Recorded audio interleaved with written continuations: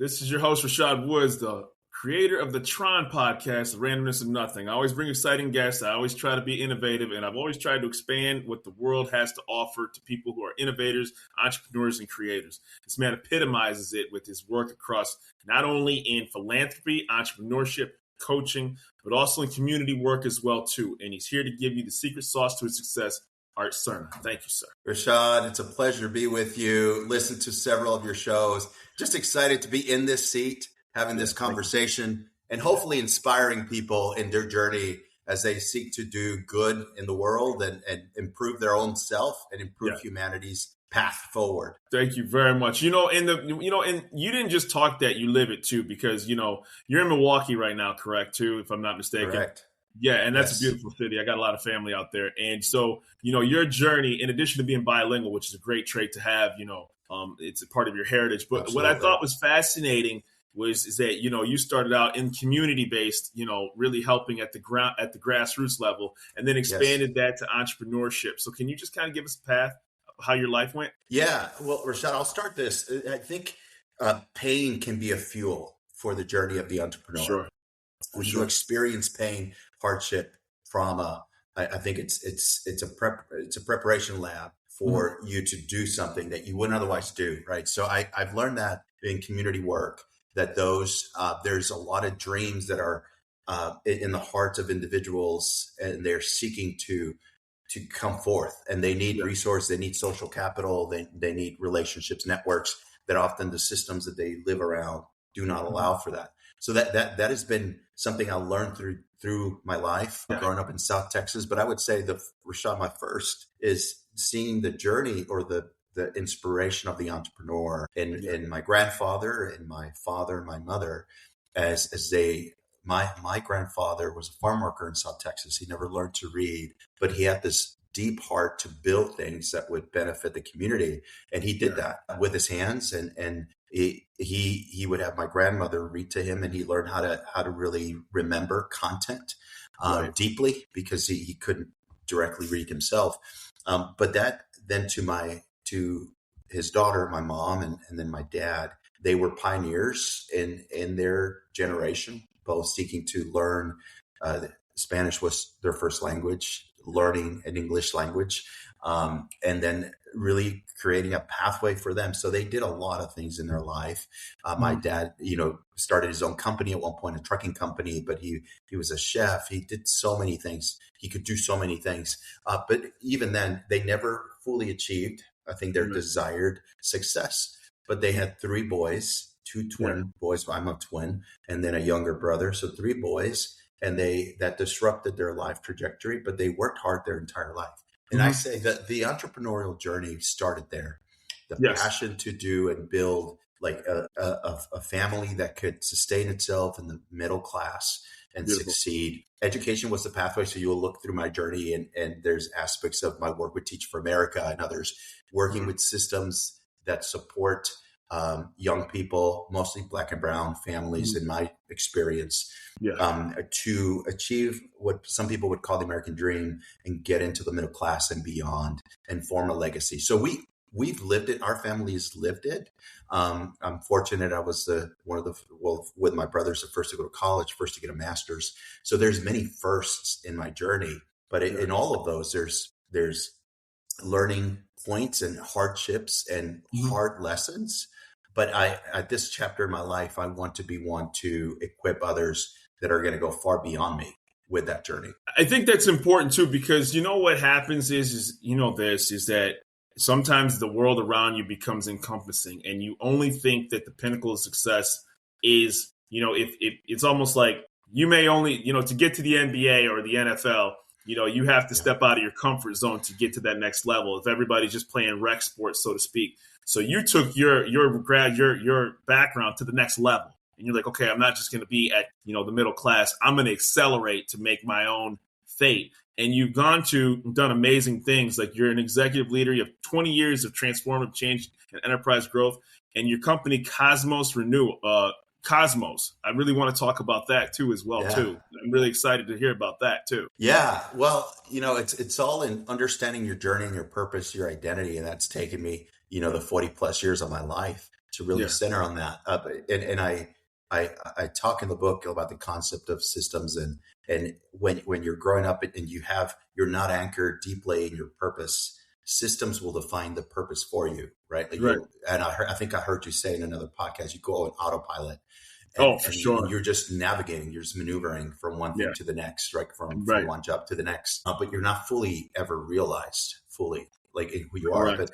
But for in my journey, I got a BA in at University of Texas at Austin and in astronomy, and that I was for saw that. me. There was this desire to say I'm going to spend a ton of time. So I went first for those A&M Aggies that are listening. I tried to go to A&M and as an architecture student, and I realized that wasn't going to be for me. So I pivoted.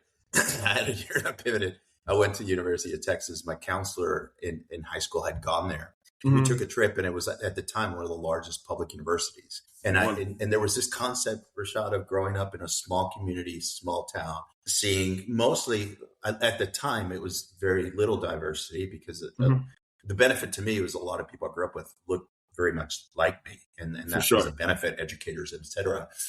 But I hadn't seen a lot of the world, so I had this desire to break the mold. Yes. And at least in the Latino community, it's harder to like separate yourself from family or go pursue something at a distance. But my parents were, because I would say they had that entrepreneurial gene, they were willing to say yes and go through the pain of seeing that distance to release us. So I went to at the time, one of the largest universities. I felt I wanted to see the world, and I wanted to do something that could be groundbreaking, that was limited by the technology and science that we knew at the time. And astronomy was one of those fields, right? So we were limited what we could see and understand, perceive, one about the origins, but also about the reaches of what it was.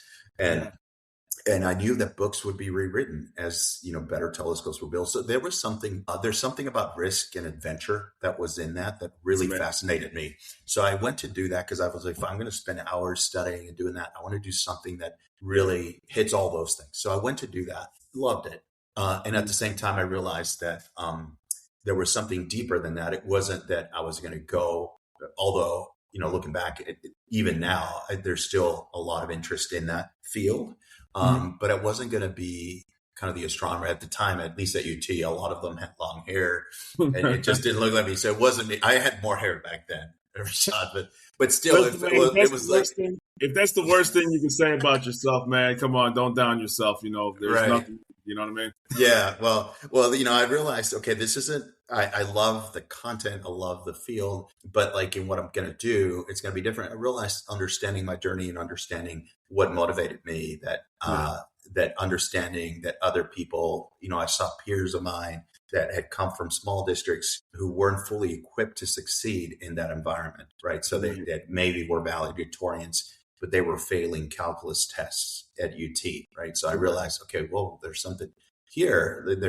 The preparation wasn't the same, and others who just couldn't, the harshness of being in a new environment and culture shock, they were, dropping out and going back. And so something in that really did a number in me. And I coming out, I wanted to do more. I would say it's a social work heart in me, but although my mind was always operating as an entrepreneur, kind of business, science and tech. And that was my journey. I started my first role. I wanted to be able to also travel the world and have time to do that, and took a role as an assistant to the executive director.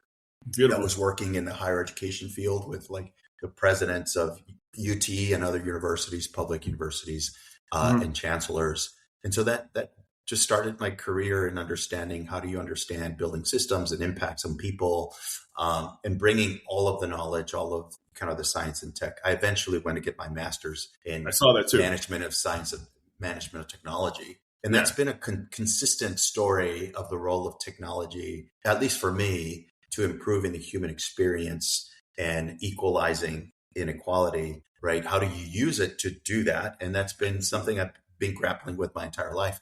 And hopefully more now with what I'm seeking to do with Cosmos Renewed to that question. There was this, when you study the word, it comes from the cosmology, like the arrangement of things, who chooses the arrangement of structures and systems and things, and the appearance. Sometimes something can look really good on the outside, but when you look underneath the hood, the motivations, what motivates, is it just earning income or revenue, but like the values aren't there, all of that.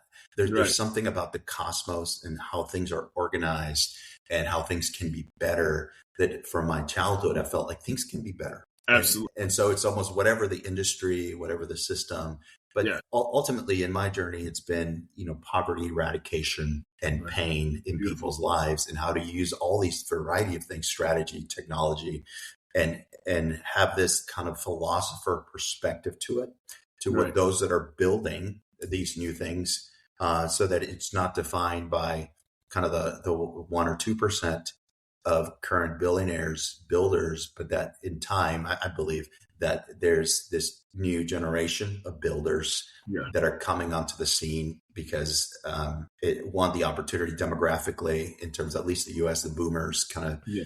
transitioning out of the scene. There's this new generation that's going to come on the scene, and this cosmos renewed in terms of my coaching and equipping initiative. It's about helping find those builders, small to medium-sized business individuals that will Yeah. employ individuals in their community. I think what's fascinating too is that right now, because of the way that things have been democratized in the access to technology, obviously there are some people where we get tunnel vision and think everybody has high-speed internet access and access to technology, Right. when in fact, you go 20 miles outside of a downtown, I don't want to say Yeah. urban district, but densely populated area. Sure. It's still very sparse in this country, contrary to popular belief. Having said all that, based on the access of information that is available, whether it's through library, cell phone, etc., there's never been a better time to get access to the things that you're coaching, because now Yeah. you can start a podcast from your dining room.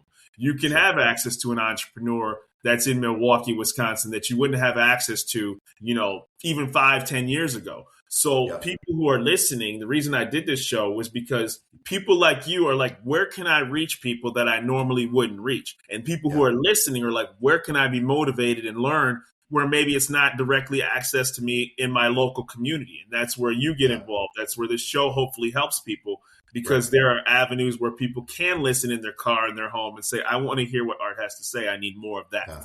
from me in my life. Yeah, and Rashad, what motivates me in this moment, because some people, the book I wrote was The Unknown's Rising, Right. The rising of a new billionaire class, and people are like, whoa, what does that mean?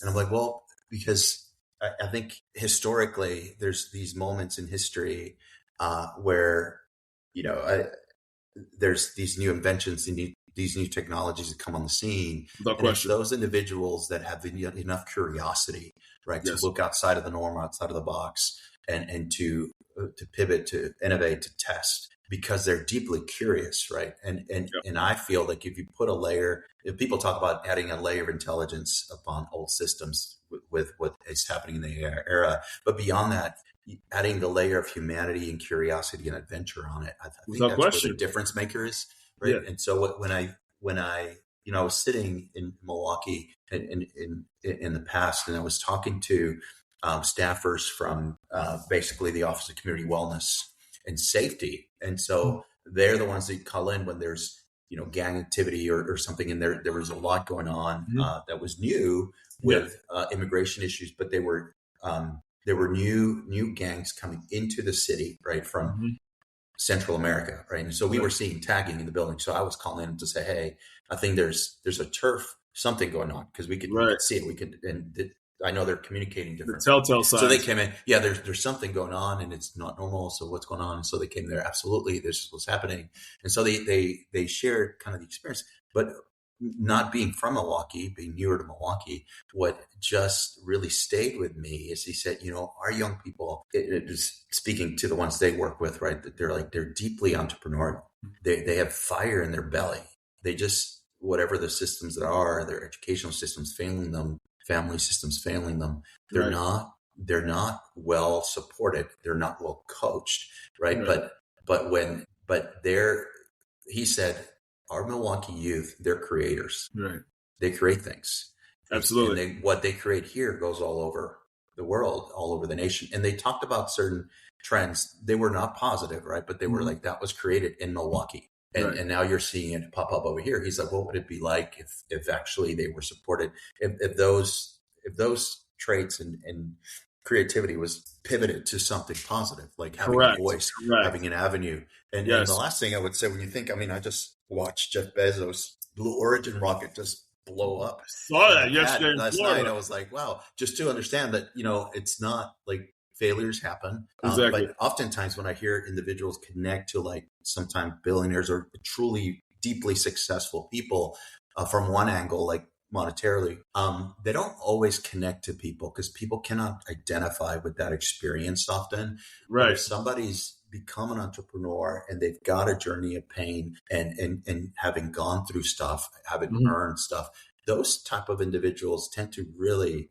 connect with people. And I believe that is part of what this new class of breed of builders will be. That Right. they will have a strong following because one, they will be authentic, Mhm. and two, they will have a way to actually walk with deep humility as they build some of the most amazing things like humanity has ever seen. Right. And that's still ahead of us. It's not here yet, but it's coming. What do you say to people who feel like they are being left behind too now? Because, there's a lot of fear. Obviously, the headlines are speaking for themselves when it comes to some of the AI initiatives. And you're even seeing companies like, when people do the research, and I'm not dismissing anybody who's gone Sure. through the pain of what's going on right now, but a lot of it is overhiring from COVID, right? And sometimes, what happened in that 220, that 24, 30-month period is, I hate to say course correction, but they're writing their balance sheet in the ways that they do, so to speak. Having said all that, there is an acceleration when it comes to automation and technology. So how do you stem the fear of people who are concerned about being replaced or their skills aren't up to par, so to speak, to dealing with this new technology? When in reality, it's always really been around because spell check, Yeah. on your Right. computer in 95 and Windows was automated, was AI. The recommended movie on your streaming service or your music is AI. Your Sirius XM radio, what they know you want to listen to for your subscription, is AI. But how do people stay at the forefront of that technology with, as well as not being fear of being replaced? Yeah, I don't know about the fear. Fear is a complicated thing. It's not logical, right? So I don't know. People are going to have to go through their process to determine how, for them, fear Right. materializes. But definitely, it's the realities are there. And to what you said, I think businesses are course correcting in a major way. I think my life went through a course correction, from COVID through, but I saw a lot of things coming from 2020 on. It just is slowing down, right? It allowed us individually to kind of rethink, okay, what is this globally? And I think that's super unique. Only certain times in history where that has happened. But to your thing, I do think this is the time where individuals, if they are like, oh gosh, I'm trying to remember the term where people just kind of check out, right? They're Yeah. working, but they're Right. just they're just checked out, Disconnected. disconnected. Yeah, and that's not going to work Absolutely going not. forward. And so I think in that people are going to get a reality check if they haven't, regardless of what your background is, right? Having some aspect of, if you had the ability to build something, what would you build? I'd build a podcast because I'm really good at sharing and talking, having conversations. Yeah. Awesome.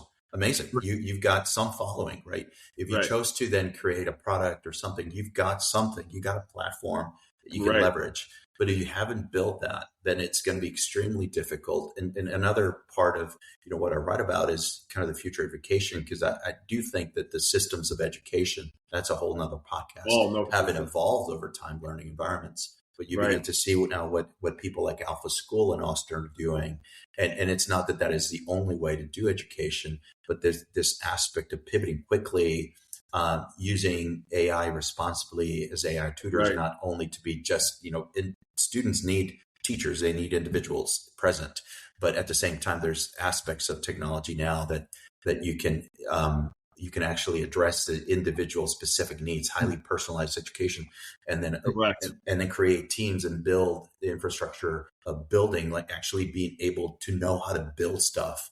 I've said that for years. That's incredible, and it's going to be necessary, and that's how you're going to be able to keep the human in the loop of kind of the new era as Right. ecosystems are going to change. The mechanics of commerce and the economics will change, but I think those that want to stay at the forefront of that they're going to, one, have to deeply understand themselves, like be deeply, really aware of what makes humanity human and Right. unique. And they're going to have to know that about themselves, but they're also going to have to know, I believe, how to actually function with these tools that are going to be available, and not just use them. Because I find when I look at research from like America's Promise Alliance, for example, 1,500 plus youth across the nation, many of them actually, very few of them, about 30% actually felt that AI would help their life. Right. And 70% actually didn't. And others, very few, about that same percentage, actually use it every day. Well, because they're not allowed, right? In many ways. So we're not building a generation that can actually responsibly know how to build Right. with these tools and build something that would matter for themselves, and for not just like copy stuff. And I fully understand the ethics of like, Right. I'm copying, it's not my stuff. I understand that. But the concept of like, I'm using this tool and actually know how to build something that creates value, one, understanding what value is, and then generating something that actually creates value, that somebody is willing to either pay for something or say that's deeply valuable. That's the trait and the skill, the critical thinking, the deep awareness. That's what we need to build. And so part of Cosmos Renewed is, how do we build smaller micro schools that support that at a community level, to build those skills and bring individuals, say like, okay, we're going to have Rashad today. He's going to just pour out of his craft of who he is and how he does this thing, how he does what he does. Beautiful. And then let's take what he does and let's build this. How do we take what he does to another level by using this set of tools, tailored and this kind of things? And then you're going to look at your community and say, what would be different in Milwaukee and the zip code if we did that?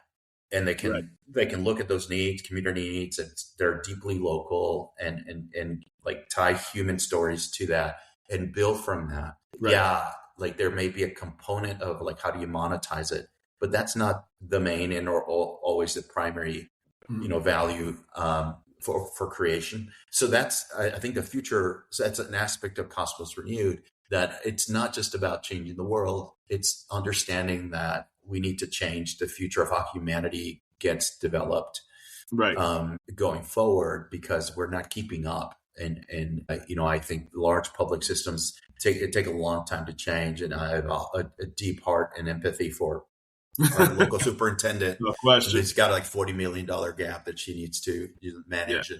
And so I understand. So it is all working together. But I do believe we need to have environments where we can accelerate the learning, because there's this aspect of Cosmos Renewed that is about workplace preparation. Beautiful. Not just about working for an employer, but actually understanding what the meaning of work is, your role in that as an agent, as a human agent, and then what you actually build and produce from that. And that I think will create microeconomies. But people have to really deeply understand like how they're wired and what they do with that.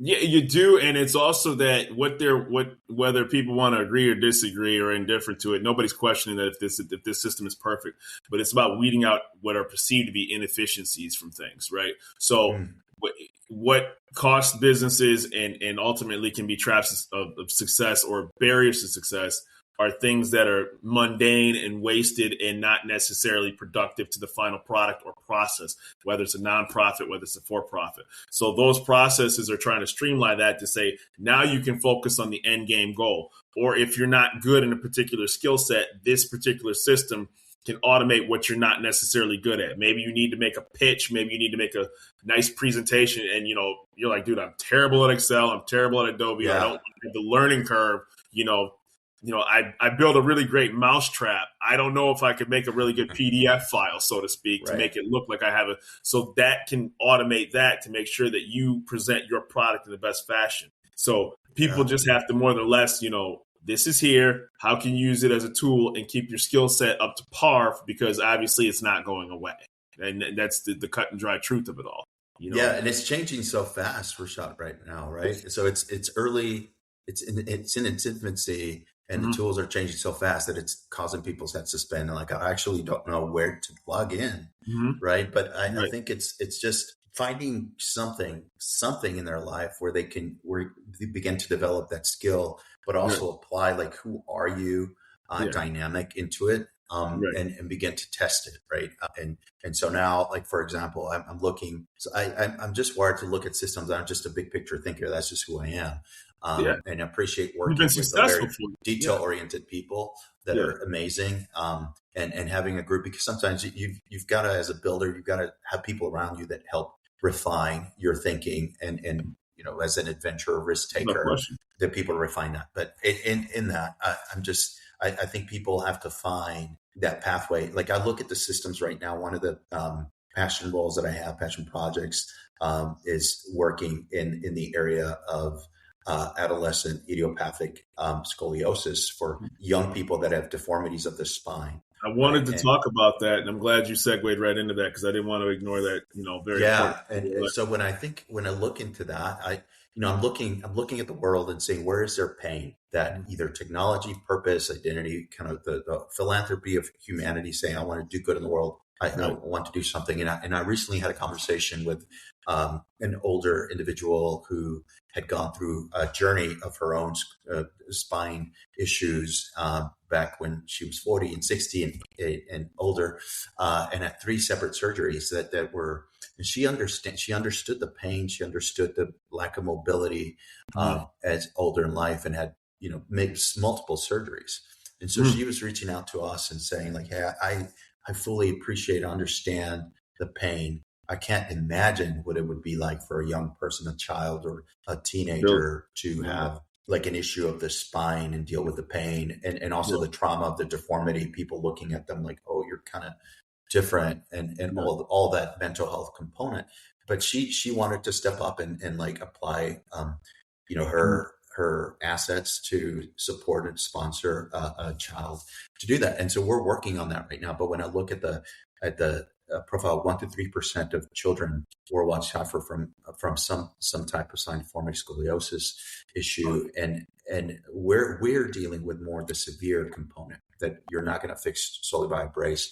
You're going to require surgery, and we're working in systems that haven't yet fully matured in nations like Ecuador and Yeah. Nicaragua, and No, it's SpineHope, right? That's the company, correct? Yeah. yeah, Yeah. right, yeah. And so, and I look at what inspires me, Shot, about that is you've got some of kind of world renowned surgeons that are incredible at their craft. They're at the top of their game, right? Some that are working in Austin Net, the founder, incredible person, Ken, who is in LA, and they do just incredible work. They're like at the top of their field, Beautiful. working for large systems, but they're going to take time out of their lives to fly and spend a week or more. Yeah. And usually it's hospitals that aren't fully equipped. So we're bringing medical device companies, we're bringing surgeons to bring their craft, we're bringing tech, we're bringing volunteers. So it's Right. anywhere we're taking it from 10 to 20 people into these environments. And our desire is to build a capacity locally, right? We can't scale fast enough to meet that global demand, Right. but partner with facilities in those countries to build the technology capacity, build the infrastructure so that they can take more of these cases locally. But when I Yeah. read the stories of really the desperation in a mother's letter to say my child, and especially if the issue is beginning to impact organs, Oh my and they're gosh. reaching a point in their age where they're gonna like age out of getting this kind of care. So all to say, I do believe that when you get around people are motivated by more than money, right? People do No this, they give question. up their time, No but they're question. taking their gift, their craft, and they're applying it to a human pain point that if in some places, if because they don't have the type of care locally, if an entity like SpineHope and their surgeons that come, the medical team folks that come, volunteers, didn't do it, they wouldn't get done, Okay. right? So you need the ability to kind of bring all these people into like a strategy and a vision, and then also connect to, in this case, because it's not a for-profit company, Right. at the heart and the heart of those who have assets that could do something Right. about the problem. And our hope is that we can then apply the technology apparatus to be able to be more efficient, No get through question. cases faster, because that's the thing that hurts, is that when you have a waiting list. But we're doing that work. We're raising awareness, and we're starting to partner with some of the kind of world renowned That's brands amazing. that care about this work, right? That have done stuff for like sports teams, but Yeah. that care about issues like this. Because either somebody in their family has had some kind of issue that has had this type of surgery or similar. They see the power of the transformation when Right. and I loved it when we begin to see like an alum of one of our trips or surgery send a letter, an update a year or two later to say, hey, now I'm able to do this. I've just finished a marathon in the Philippines, That's and to see that absolutely amazing. it's phenomenal, right? You have opportunity. Right. And, and obviously, there's just so much on one notes that I wrote, and it's amazing. I mean, you've done merger and acquisitions, you've done, capital raised. I obviously don't want to dismiss the great initiative that you have when it comes to SpineHope, because that is, I suffered a back injury. I herniated a disc, and that was obviously nowhere near the extent of what you're dealing with. But for anybody who suffered a back injury, it's one of the most painful experiences. It's unbelievable amount of pain.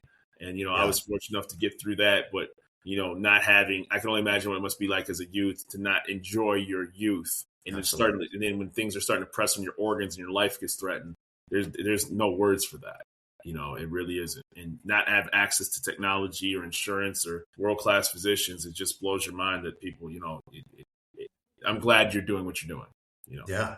Yeah. And, I'd love to encourage your audience that, there's incredible pain in the world all over the place. Mm-hmm. And if more than likely something that they've had or thought about doing has an application someplace that they could build either a resource, a service that can be helpful to somebody else. And in some cases, if you're good enough at what you're doing, like you'll get the attention if your desire is to provide for your family and exit at some point, right? Like you can do it good enough for a number of years where somebody will spot you and say, hey, we like what you're doing. We want to take it over. We want to buy you out. Whatever it is. But I think the tools, like you said earlier, Rashad, are there to do that. And at the same time, I understand that for many, there's times that it's difficult to be in the right room at the right time. And some entrepreneurs have had the benefit of serendipity or just being at the right place or having the right connections where they don't need to. And I think sometimes people feel like they have to be perfect. Oh my gosh. Be the unicorn to succeed. And that's not actually the case. But somebody gives you're good at, one or two things, and somebody gives you like the infrastructure around something that works, but they need your skill set, and then it can skyrocket. It's funny you say about being in the right room, right? So like, here's the key about that, right? You just have to learn how to do one thing well. So like, if people break it down to its most basic level, like a podcast was staring me in the face, right? Like literally, like, and it never even dawned on me to start it because I could literally, like I never had astronomy, right? But I was always a lifelong curious person. Documentaries, reading, learning about history, so we're very similar in that regard. You took it to the next level. So I'm like, man, like you get to that stage where you're like, man, I need to pursue something, and I do martial arts, but I'm not going to be a pro fighter. And then I'm just like, man, let me do a podcast about what my curiosity is and, talk to people what they do. And then that gets you in that room that you wouldn't have been in. And you're like, wait a minute, that's your in, so to speak, right? I can't sing worth the crap. Can't cook. So you list like 4 or 5 things. You're like, I'm not really great at that, but don't worry about that. Yeah. Like your in could be a barber. Like you could be the barber. You could be or you could, like the barber is the in. You know what I mean? Yeah. Listen, I there was some work that I had just a pleasure to be a part of in Milwaukee where it was post-COVID. It was a lot about healthcare access and education. And we realized that community health workers that the barbershop was the place to be. Like if people were going to begin to trust and have conversations, you weren't going to do it at a clinic. You weren't going to do it like people were like, hey, I'm not going there. But we realized it was the barbershop that people were willing to have the conversation to say, I'll engage you in a conversation about X. Yes. So you create kind of the environment where that can happen. And I think some people, I at least want to mention that there's that they don't have to be fill in the blank, whoever that your archetype of the entrepreneur, the successful entrepreneur is, all at the beginning themselves. Oftentimes it can be, I care deeply about data analytics and I might start a data analytics business. But I know someone who is that. They got the fuel, they get the social capital. And if there's a pathway for you to work under them for a number of years to develop it, that might be the path. Because there is this aspect for any small business, medium-sized business owner, this appetite for risk and the ability to take on risk and what it does, right? That there is this hero's journey, entrepreneurial journey that is in itself, it shapes you. It's not for everybody, or it may not be for everybody like right now, but going through that, understanding what failure looks like, all of those things, and they're hard lessons, but you got to understand and be able to unpack, the reason. So for example, we talked about Bezos and their rocket, right? It's understanding, comparing to SpaceX and, learning by iteration and learning by failure. And to say, well, that failure, either I'm going to just give up and walk away, or I'm going to be so deeply curious that I'm going to dive into it, almost not celebrate it, but you're going to unpack that failure from 1,000 angles and understand why did it fail, right? What is the source and trigger point, and unpack it and then do it again and then do it the next time. And I think that that's why I'm interested in learning environments as well, because we're not often equipped to do that. We're actually equipped to be very risk averse many times in our educational systems. So I believe this unknown kind of community that is rising needs community, I guess is what I'm trying to say. And how do we build community, Rashad? Part of it is podcasts like you. I mean, so many of the next generation are consuming content through YouTube as opposed to typical other things. And that's part of their education. I mean, I got 2 kids, and I think learning how to do different things, they're going to YouTube to do that. Absolutely. And so if you don't have a presence, people won't even know you exist. You do. You exist. And people are now connecting you to all sorts of industries and all sorts of leaders, because you're connecting your journey and your lifeline to all these different other players that are on their own journey. And at times that creates opportunity to be in the room where it happens, right? Because oftentimes somebody might just think about you. I know a guy, and we're having this little panel conference thing, and you show up and then you realize I found my tribe, at least for my tribe for this season. Exactly. Right? And that's how I believe things happen. I've seen that happen. I mean, Teach for America is still very much that way, where people that go through a grueling experience for a period of 2 years and get really good or not, but determine like, hey, I gave it my all at teaching. And then I go on to do these other things, but I'm always connected to that community and that alumni base. Now that grew to become Teach for All over 40 countries with Wendy Kopp. And so now those folks, I mean, they're in Ecuador, and I hope with what we're doing with SpineHope, we connect with Enseña Ecuador and what they're doing there, because they've got leaders that understand everything that you and I've been talking about and the role of education in that. But I guess it started with being in the room. Exactly. And to be in the room, you've got to commit to something. No question. So if you're a Teach for America core member, you need to commit to 2 years to go somewhere you don't know, be in a comfortable setting, but have a community developing you. So I guess I would say, don't be afraid to get uncomfortable, but do it with guardrails. There's responsible risk, and then there's irresponsible risk. And you just got to find your tribe for the moment. And I would also tell people too, when you talk about, Jeff Bezos, it's scale of failure too, right? Like, think about it. The guy had a rocket blow up. Well, he had a rocket blow up. Like, there's a small percentage of people on Earth that can have a rocket. Right, you know what I mean? So, like, before, like, it's like maybe delays in 3 years, but that's you know what I mean? Like, exactly. Like, like it's like when Manny Pacquiao got knocked out, right? Everybody's like, like the memes are out. Like, he was still a world champion, right? Like, the scale of failure of what it's humiliating. Their feelings are hurt, right? Like, they still, are human, but it's the scale of the failure. Like, 99.9% of the population will never be in the ring. 99.9% of the population will never have a rocket they can build. So it's a scale of failure. Like, that is a very rarefied area. So if he's going to sit back and say, hey, my rocket blew up, thank God nobody got killed. Let's fix that. Let's find out what went wrong and let's keep it moving, right?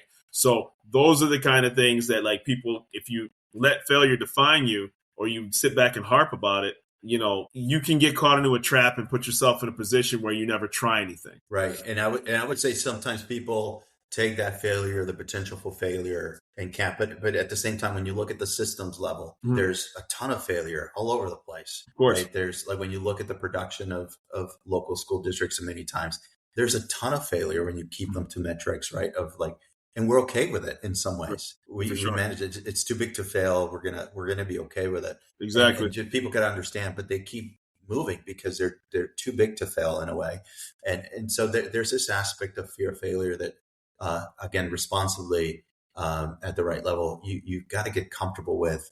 Um, if you want to build yourself to a level that you're building something that can make a real difference for your family Right. and your community. I think there's this aspect, especially in this time, but the risk is so pervasive right now as systems begin to go through this massive change Yeah. that we're all looking at. And I think at some level, the astronomer journey for me, Beautiful.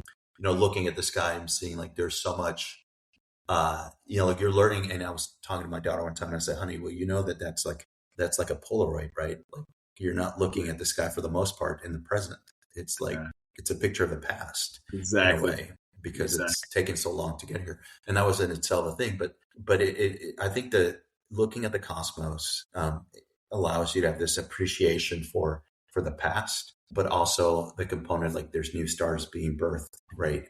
All the time. It's Yeah. renewal, it's constant, right? And the capacity, there's so many applications that I'm like, it at least as mental models for how you think about life and future, that motivate me to say, hey, things are hard because sometimes you can be so like your failure, your tragedy, you can consume you, and you can be like so hyper focused that I'm like, just look up, like It's just look funny. up for a moment, look up.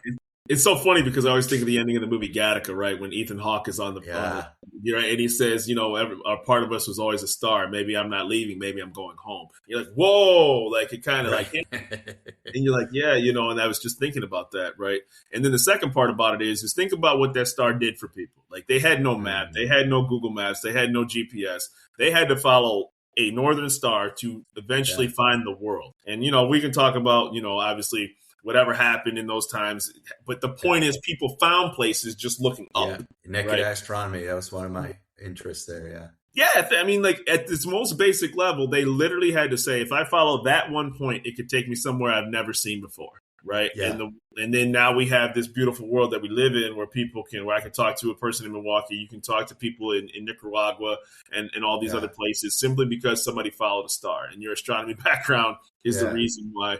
And they didn't have the technology that we do, but they made the most of what was in front of them. Rashad, you should totally work on a book that's just what you just said.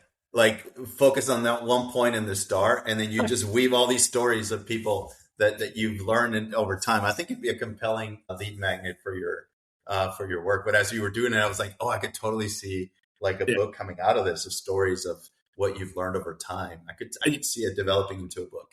It's and people have told me that, and I finally started cracking the code because I always said to myself, like, man, I'm just a podcast host, man. Like, like I don't get to make stuff, right? And I mean, I make a show, but like I don't have to worry about poisoning anybody with my awful cooking. I don't have to worry about making something that could break and somebody could, oh my God, I can't believe this guy made this bicycle and now it, maimed somebody. I get to be in the safe space of I'm not selling any physical product. But to your point, like, I think now that when you find your voice and you're like, man, I'm okay at this, but there's a there. So I'm going to take those Right. nuggets of what you said and really try to roll with it, because this is one of the reasons I started this show, because you can bring the world to your living room and dining room and by just being at its most basic level curious. Yeah, absolutely. And And I so hope this is being helpful to someone. I appreciate it. Where can people find Art Serna? Yeah, so a lot of my work connected to the book, they can go to unknownsrising.com. Then they can also find my work at spinehope.org. And I encourage people who want to just connect something that we said intrigued them. All the social media channels are on that website. They can reach out if they care about any of the projects that we had a discussion about. They can do that. They can book me. A lot of the work that I'm doing, Rashad, is either speaking to groups of people that care about entrepreneurship, communities, individuals that want to be inspired about what's coming. I'd love to do that. I'm working with families as well that want to better educate their children in the future of what education is going to look like. So I have that direct to consumer work and just coaching and advising. Or if somebody's in the medical industry and they want to travel with us to Nicaragua and they want to be on a trip with me, they should reach out. We'd love to have them if they have the skill and the trade and passion.